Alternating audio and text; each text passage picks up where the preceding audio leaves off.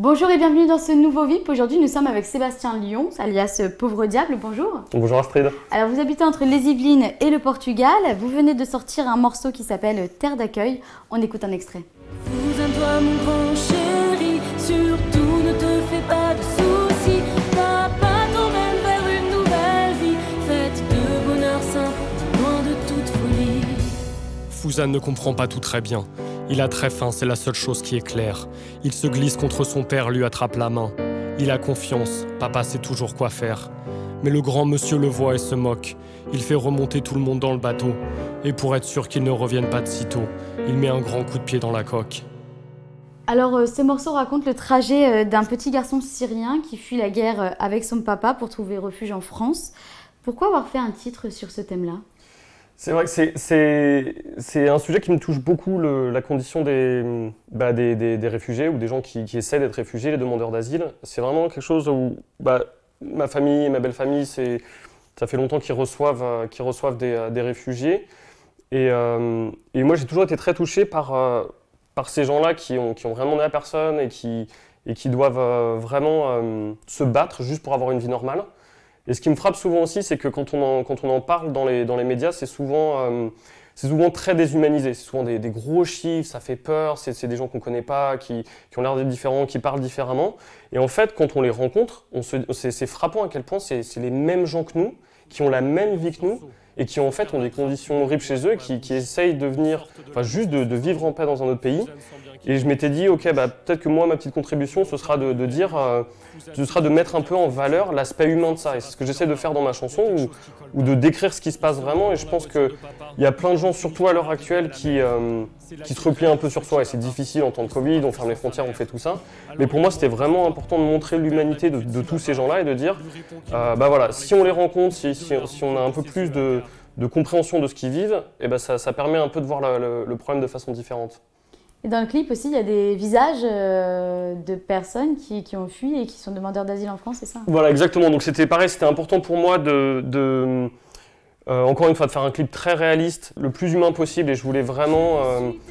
la plupart des clips, c'est le chanteur ou le groupe qui chante. Et pour moi, c'était pas le but de montrer ça. Le but, c'est de montrer des vrais demandeurs d'asile et de montrer leur réalité. Donc j'ai travaillé avec une association qui s'appelle JRS Welcome, qui est vraiment une belle association qui aide les demandeurs d'asile à réaliser leur démarche en France, ce qui est quelque chose d'extrêmement dur. Quand on suit le parcours, c'est-à-dire qu'il y a toute la théorie, combien la France accueille, etc., qui est très bien. Et puis en fait, en pratique, c'est des choses du style, on appelle, on passe 5 heures au téléphone sans avoir de réponse, on se lève à 5 heures du matin, on fait la queue pendant 8 heures pour se faire fermer la porte. Ça, c'est des réalités des choses. Et donc voilà, donc ça c'est ce dont on aperçoit quand on travaille avec les associations. Et donc eux qui ont été vraiment adorables, m'ont vraiment soutenu dans ce projet et m'ont permis de contacter tous ces demandeurs d'asile, en leur demandant bien sûr s'ils souhaitaient partager leurs photos, faire partie de ce projet. Et donc moi je suis ravi parce que ça permet de mettre des photos, de mettre en valeur des vrais gens qui ont fait ce parcours-là. Donc c'est plus réaliste pour moi que des clips habituels, quoi. Alors, Pauvre Diable, c'est votre nom de scène. Il fait écho à votre parcours scolaire et professionnel. Est-ce que vous pouvez nous en dire un petit peu plus ? Alors, en tant qu'artiste, c'est toujours très difficile de se trouver un nom. Pour moi, celui-là, il est quand même arrivé comme une évidence, c'est-à-dire que j'ai eu un parcours scolaire un peu difficile, où pour moi, l'école, j'arrivais pas vraiment à comprendre le sens. Quand j'étais petit, d'apprendre tous ces trucs-là, de rester assis 8 heures par jour, et donc j'étais pas trop investi dedans. Au point que je commençais à avoir pas mal de problèmes et d'être de plus aller en cours, d'être un peu trop indiscipliné. Et donc le terme pauvre diable, c'était les profs qui m'appelaient un peu comme ça à l'époque. Et puis à un moment, j'ai eu un gros revirement où je me suis dit, où en fait, effectivement, par contre ma vie, elle allait pas dans le bon sens, avec trop d'erreurs de ma part. Et donc j'ai fini par me rendre compte que je me rendais malheureux, que je rendais les gens autour de moi malheureux. Et donc j'ai décidé un peu vraiment par dépit de dire je sais vraiment pas quoi faire de ma vie, qu'est-ce que je vais faire comme les autres, je vais un peu travailler à l'école, je vais essayer d'avoir un bon métier, etc.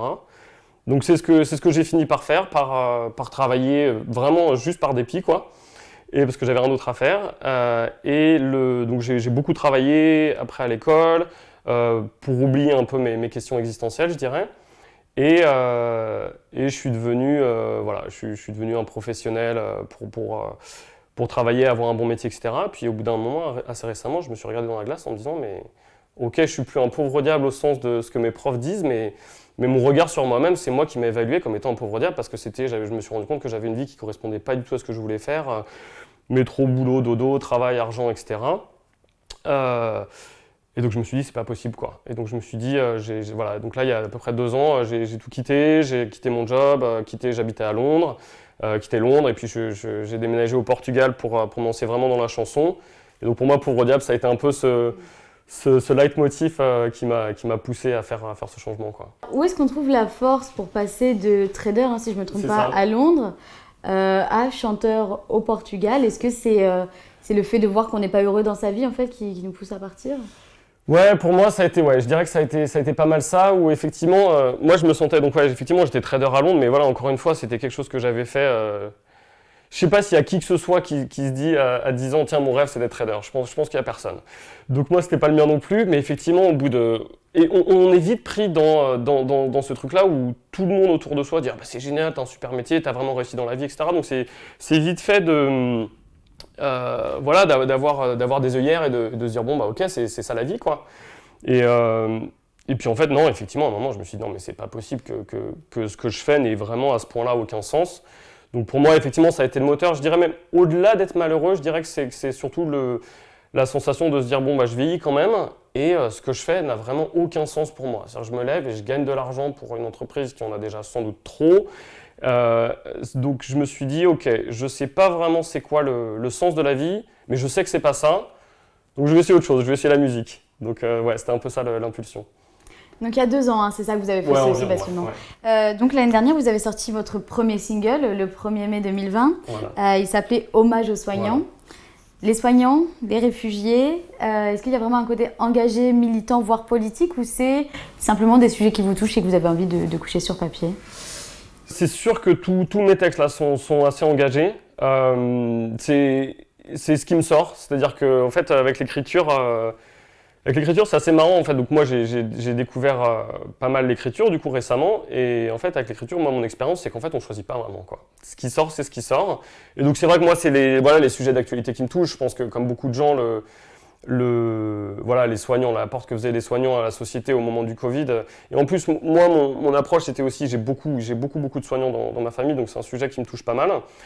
Et en fait, on savait déjà depuis des années que leurs conditions de travail étaient absolument inacceptables. Et moi, quand j'ai vu le Covid arriver avec le gouvernement qui, juste avec un décret, dit alors là, vous allez bosser 2 fois plus, sans augmentation de salaire, sans augmentation de moyens. Je me suis dit non mais c'est pas possible, on était déjà largement à flux tendu, c'est pas possible de gérer ça. Donc effectivement il y a ça qui est sorti. Après j'ai mon autre morceau aussi, Ma fille aînée, qui vous me direz sans doute... Je l'ai pas évoqué, pardon. Non mais sans doute assez militant aussi au final.